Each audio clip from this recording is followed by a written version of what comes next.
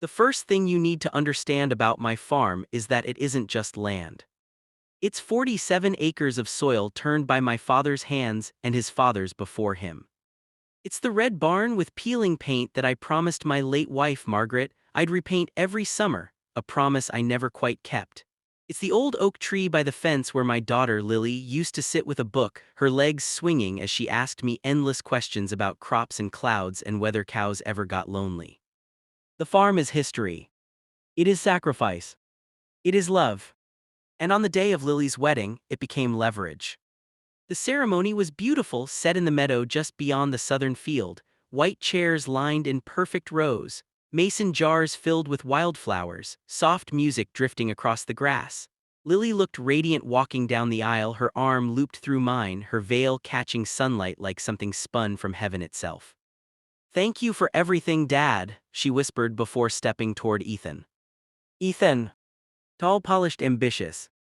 A man who wore tailored suits even on casual Sundays. A man who shook hands firmly but smiled with calculation. He had always spoken about expansion, about investment opportunities, about how my farm, if restructured correctly, could be worth 10 times its current output. I'd nod politely. Because I didn't build this place for output. I built it for home. The ceremony ended in applause and tears, photos were taken, champagne flowed, laughter rose into the warm afternoon air. I thought the hardest part of the day was over. I was wrong.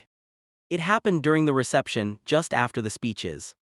Ethan stood, champagne glass in hand, tapping it lightly with a fork. "Can I have everyone's attention?" The room quieted. He smiled, the same polished smile he'd worn since the day I met him. "I just want to thank my incredible wife," he began, looking at Lily, "and of course her father who has built something truly valuable." A few guests turned toward me, smiling. I nodded once. Ethan continued. "As many of you know, Lily and I have big plans. We believe in growth, in building a future, and sometimes that means making bold decisions." I felt something shift in my chest. He stepped down from the stage. Walked across the floor. Toward me. The room watched, curious. He stopped in front of my table. And then he said it. "Sir, I think it's time you handed over the keys to the farm." The words didn't register at first. "I'm sorry," I asked quietly. "The keys," he repeated, still smiling. "The farm truck, the barn, everything. It's time for the next generation to take control." Silence spread like spilled ink. I felt every pair of eyes in the room land on me. "This is something Lily and I have discussed," he continued, glancing briefly at her. "We want to modernize operations. Investors are ready, but to move forward we need full ownership. Tonight feels like the perfect symbolic moment." Symbolic. My fingers tightened around the edge of the table. "Ethan," I said carefully, "this isn't a business transaction." "It can be," he replied smoothly. "You've done your part, it's time to step aside." Someone in the back let out a nervous laugh. I turned to Lily. She wasn't smiling. She wasn't speaking either. She looked stunned. "Lily," I asked softly. She opened her mouth. Closed it. Ethan placed a hand on her back, subtle but firm. "We talked about this," he said gently, though it sounded more like a reminder than a reassurance. I stood slowly. The chair scraped loudly against the wooden floor. "You discussed taking over someday," I said. "Not tonight, not like this." "It's just a gesture," Ethan insisted. "Hand me the keys, show everyone you trust us." Trust. I reached into my pocket. Felt the cold metal of the keyring. The farm truck key. The barn padlock key. The house key. For a moment, I imagined handing them over. Walking away. Retiring to a quiet life in town. Letting Ethan transform the fields into something efficient and unrecognizable. But then I remembered Lily at 8 years old, barefoot in the dirt, insisting on planting strawberries in crooked rows. I remembered Margaret's laughter echoing from the porch. I remembered the promise I made that this farm would always be a place of belonging, not bargaining. I pulled my hand from my pocket. "Empty." "No," I said. The word hung in the air. Ethan blinked. "I beg your pardons." "No," I repeated louder, "this is my home, it is not a wedding gift." Murmurs rippled through the guests.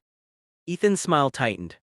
"You're being emotional," he said quietly, though the microphone still carried his voice. "This is about securing Lily's future." "My future," Lily suddenly said.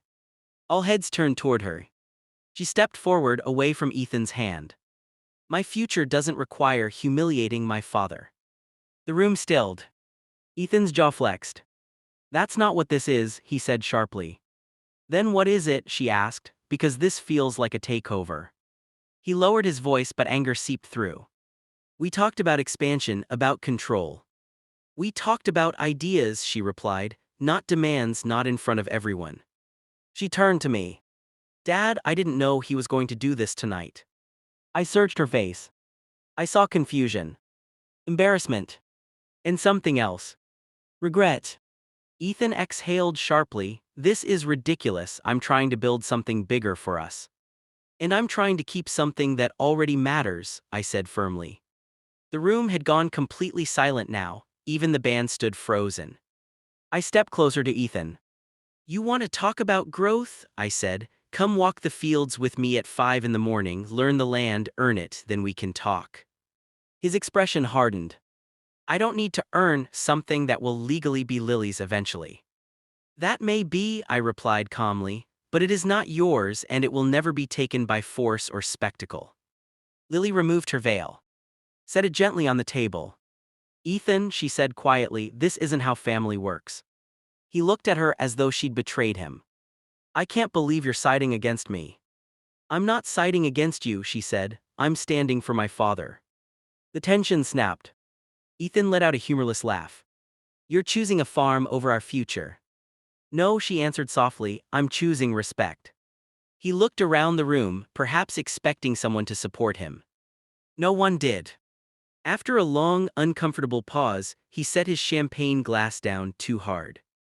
"Fine," he muttered, "we'll discuss this later." But the magic of the evening was already fractured. The rest of the reception moved forward awkwardly. Conversations resumed, but the warmth had shifted. Later that night, as guests departed and fairy lights flickered in the dark, Lily found me near the oak tree. "I'm sorry," she said. "You don't owe me an apology." She looked toward the barn. "He's obsessed with scaling everything, bigger, faster, more profitable." "And what do you want?" I asked. She looked out over the fields. "I want Sunday mornings with coffee on your porch. I want my kids to run where I ran. I want the farm to feel like home, not a portfolio." I felt my throat tighten. "Then that's what we protect," I said. The wedding ended not with fireworks but with clarity. 3 months later, Lily filed for annulment. She told me she couldn't build a life with someone who saw legacy as leverage. Ethan sent emails about missed opportunities. I never responded. The farm remains. The barn still needs painting. The oak tree still casts its shade. And sometimes, on quiet evenings, Lily sits beneath it again, older now, wiser, stronger. The keys remain in my pocket. Not because I refuse to let go, but because when the day comes to pass them on, it will be done with love. Not demands. Not in front of a crowd. And never at the cost of respect.